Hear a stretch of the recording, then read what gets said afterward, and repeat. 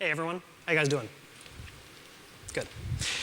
So my name is Patrick, and I've done a lot of research with our customers. I'm probably the person at WooThemes who talks to customers the most. So I talk to them about what they're going to do with their store when they build it, how they're building the store, and once they have that store up and running, how they're going to keep growing that business.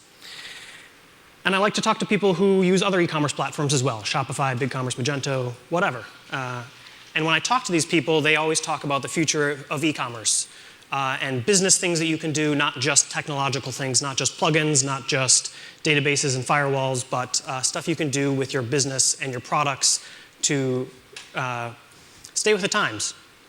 So I'm going to talk about a couple recent trends that have happened in the last 3 years, a couple things that are happening in the next year, and then I have 4 tips for you guys at the end that you can do now, today, to stay ahead of the pack. So today, there are about 3 million sites out there. That is a lot. People are selling socks, they're selling cars, they're selling razor blade subscriptions, they're selling your content on your site through membership sites. People are selling lots of things, and there's a lot of competition out there. And I think that's because the internet is great at selling niche products. You know, if you tried to open up a cat furniture store in downtown Austin, you're probably not going to stay in business very long. But online, you can sell cat furniture all day long, every day, because people love the cats. It's the internet. And as e-commerce has gotten bigger and bigger, we've focused more and more on having a customizable experience, having something that works exactly for your product. Because while Amazon is pretty good at most things, it's not great for your specific product. So I think having a customizable solution is what's helped WooCommerce grow so much in the last couple years. And it's what's helped us take a big share of the market.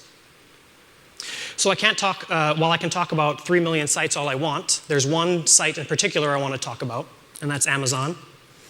So in the last year, they took 24 cents out of every dollar spent online. That is an insane amount of money. And they also took 51 cents out of every new dollar spent this year. Sorry, the link's a little bit small. But they took a good chunk out of every new dollar spent this year. So while e-commerce is growing, they're taking a bigger and bigger slice. That doesn't mean that all hope is lost. It doesn't mean you can't make it in this world. It does mean you need to know what Amazon is good at so you can do something different or try to do it better than them. So in addition to Amazon, some other things that have started happening in the last couple years. One of them is mobile. In 2014, people started using their mobile devices a lot more, right? We now use them more than desktops. The downside is, even though we use them more, we aren't converting on websites. You're maybe converting at a quarter of what someone would convert at on a desktop experience.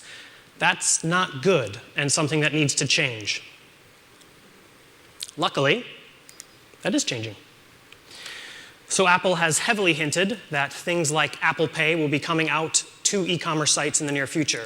So right now, if you were to try to buy something on one of your stores online, you probably have to enter your email address, first name, last name, address, city, state, zip, country, how did you find us, and password field. No one does that, right? With something like Apple Pay, it'll just prompt you to tap your little fingerprint against the button, and it'll fill out most of those details for you, thus solving that mobile wallet problem. So just to give you some numbers here, just to show you how important this is. So this is like a small store, 100,000 people a year, half of them from desktop, half of them from mobile, one for blah, blah, blah. If you go through these, you make about 50,000 from your desktop customers. And you make about a quarter of that from mobile. So if you had something like Apple Pay on your website, and you could increase your conversion rate just by a quarter, you're making an extra $12,500 for a total of $25,000. That is a huge amount. That is a huge increase, and something that's coming hopefully by the end of this year. So look out for things like Apple Pay or any other mobile wallet technology. Google has some stuff coming out. Just watch that, because that's a space where you can get a huge amount of additional revenue for very little work on your end.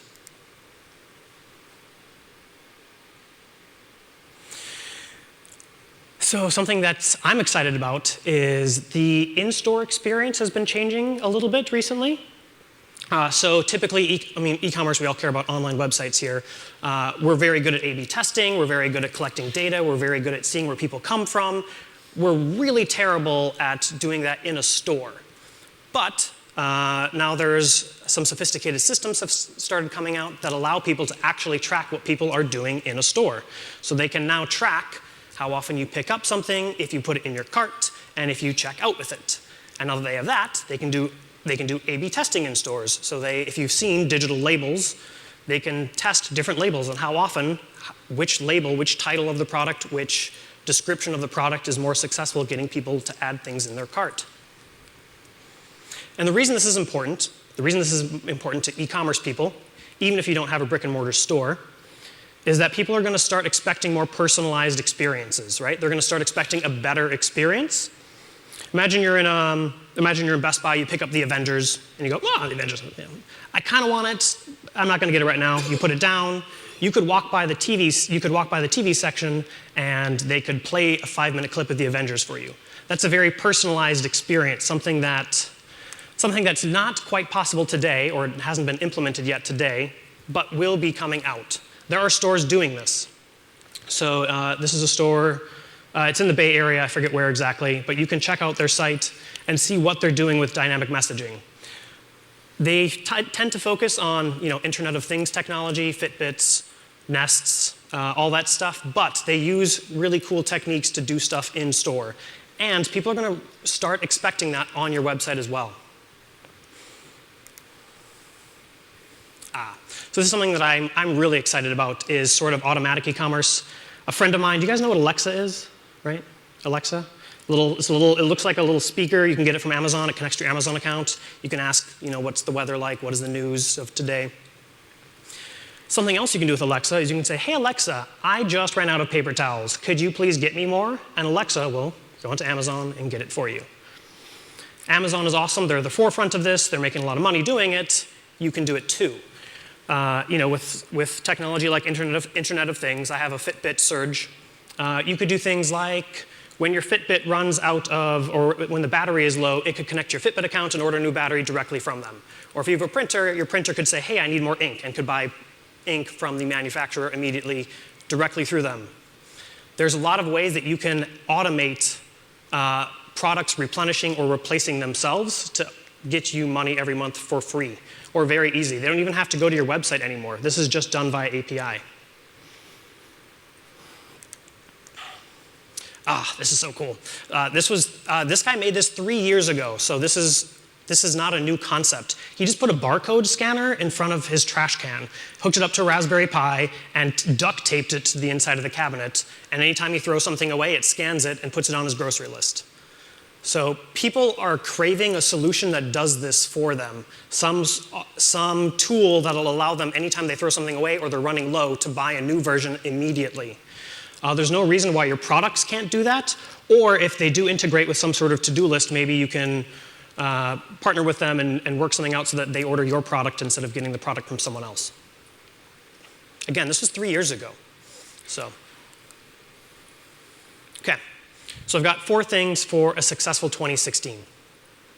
The first is, in the beginning I said there are 3 million online stores. The first thing you need to have is you need to have something unique. I talk to store owners a lot who just want to resell that chair right there, and they want to sell it cheaper than Amazon somehow. And that's really hard to do. You need to have something unique about your product. It could be, unique about your experience. It could be your product. You could make your own chair. It could be unique marketing messaging. You could show pictures of people in the chairs. You could have videos. You could have just a better website experience. You could have better support like Zappos. There's something you need to do that's unique. You need to stand out from that 3 million. Something that I've talked to a lot of, when I go to more e-commerce events and less WordPress events, I talk to a lot of people who want to make their own products. They want to be vertically integrated. I hate people that talk about Apple at technology conferences. It's a trope. So I'm going to talk about Apple at a technology conference. Apple is very well vertically integrated. They manufacture the products and they distribute them and they sell them in their own stores. And what that does, it does a couple things. One, they keep all the profits. When they sell a $500 iPhone, they keep all of it. Every other phone manufacturer, when they sell, or Best Buy, when they sell the phone in store, they're keeping maybe half of it. The other half is going to the manufacturer. So they keep everything. The second thing is they control the whole experience.